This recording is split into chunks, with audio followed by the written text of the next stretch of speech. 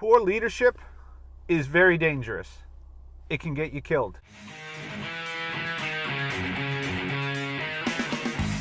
Leadership at the highest level is what most of us think about. We watch day to day, watch the news, watch the different channels that we're all interested in. Maybe you see it on social media. And it's this flood of information about leadership qualities at the highest level. Whether one government is doing a good job, or one politician, or one area of the country, whether it's a mayor, a governor. But how often do you think about the leadership that you need during some kind of SHTF? Not the leadership from the governmental level, not the leadership from the local police, firefighter, National Guard, whatever it might be, not the first responders. I mean the leadership in your group. Now, if you're a lone wolf and you plan on being a lone wolf during any type of SHTF, you still have to understand leadership qualities for yourself.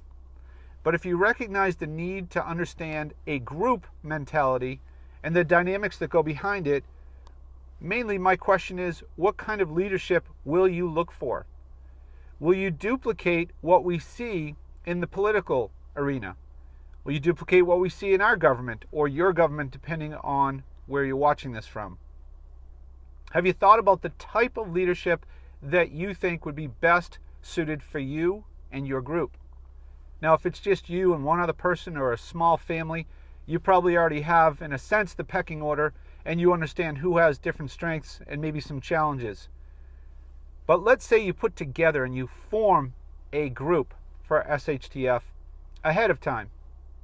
What kind of leadership qualities are you going to look for? And what if the leader is a problem? Or let's say finding the right leader for that group is a challenge. I'm going to give you some words that any leader would have to employ in order to be successful. But depending on how they're used and when they're used will make a big difference. And maybe this will help you figure out what kind of leader you either need or need to be when things get ugly. Now, a good leader is obviously going to have somebody who is confident, and they are confident in their own abilities, not only to lead, but their own skills, their own skill set. And I'm going to ask you some questions about that in just a second so you can think through what kind of confident leader you would most either like to be like or find in the group. Would you have more than one leader? What if there was a group of 10 of you that got together? How would you decide who the leader is? Would you have 3 leaders? Would you do a committee? How would you decide that? Another thing a good leader would be is independent.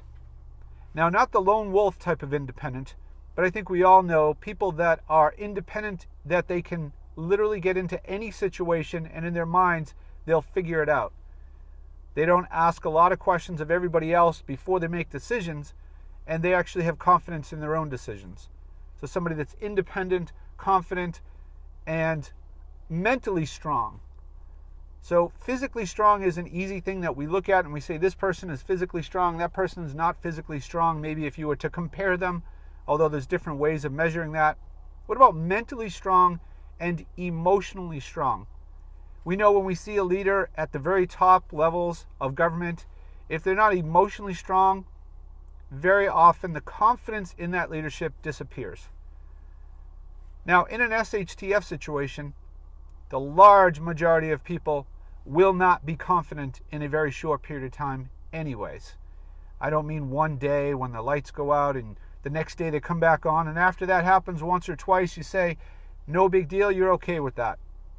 What happens on day 3, day 7, 2 weeks in? Everything breaks down very quickly, and they show that in research and studies. It doesn't take long. Now, a good leader will lead without asking the committee constantly what to do. At the same time, in a small group, in an SHTF situation, what about a good listener? Somebody who asks questions.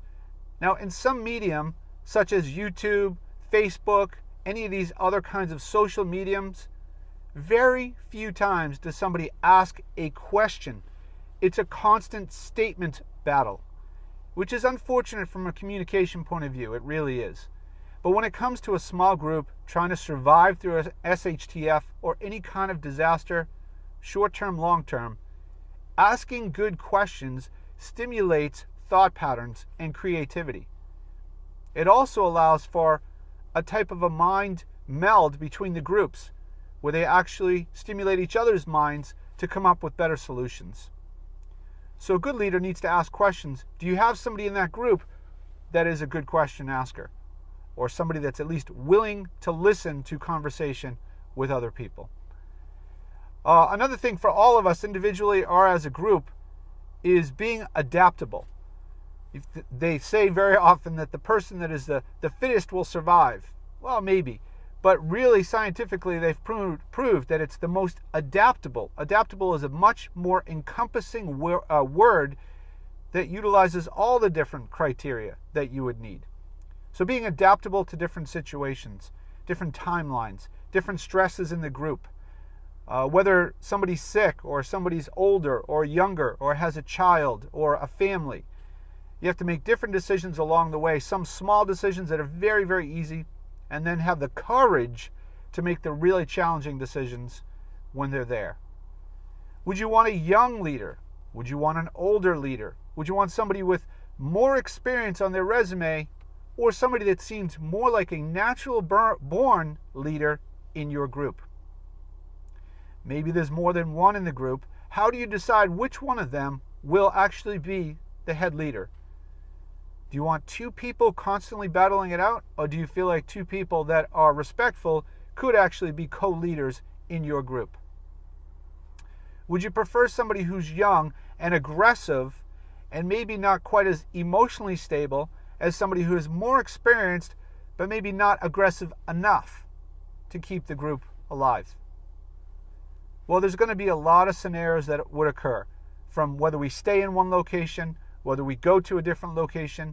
What if one or two people decides they don't want to be in that location, they feel it's too dangerous, or they need to get to somewhere else to get to family, or they didn't think that this would last so long, it would be so bad?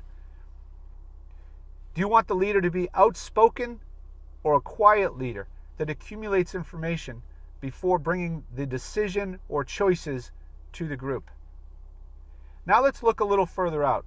Let's say you have decided what kind of leadership you're going to have, the type of qualities you're looking for, and you've had enough time to look within your group to decide who are those top candidates for leadership.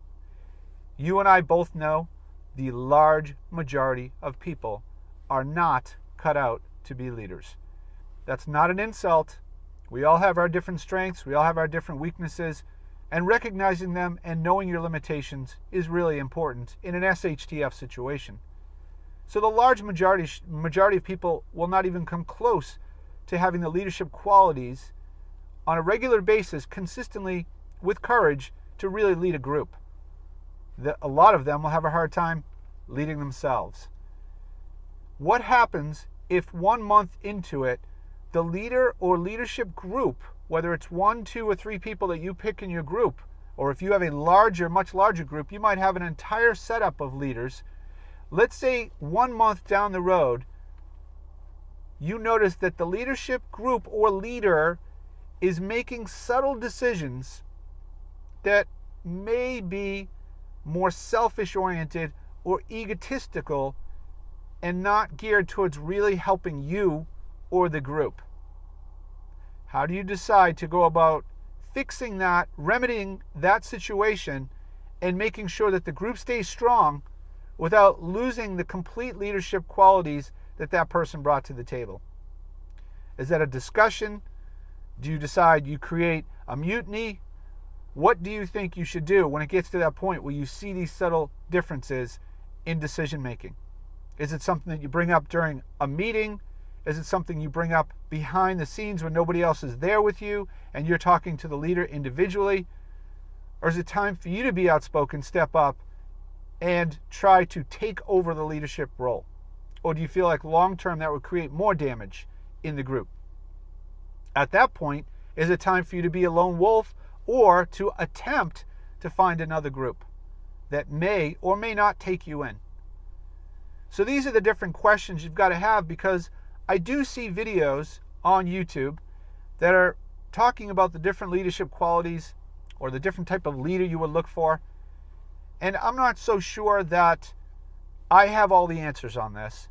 But what I do see a trend towards is the statements of the type of leader that they need to be, or that you need to be, as opposed to asking the questions of what type of leader you should look for or be.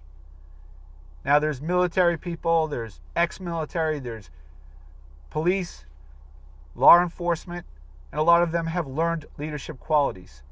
Many of them have actually shown it in very stressful situations. But here we have the leader of the free world here in the U.S., and he has no military experience and no law enforcement experience.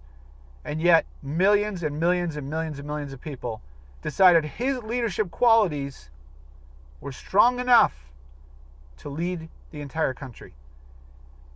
So that alone shows that people have differences of opinion. There's not one way to survive. So I want to hear your feedback, hear what you think, some qualities that maybe I left out, I didn't think about, or things that I have to expand on. We'll certainly make a second video on this. Leadership is an expansive subject. It's huge. There's not one way to get to the end zone. And yet a lot of times people get stuck in their own level of thinking.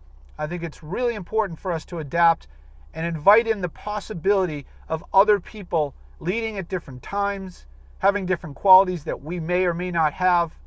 And in the end, we have to figure out what is the best way to survive doing SHTF, because the wrong leadership will get you killed. All right, guys, go create a great day.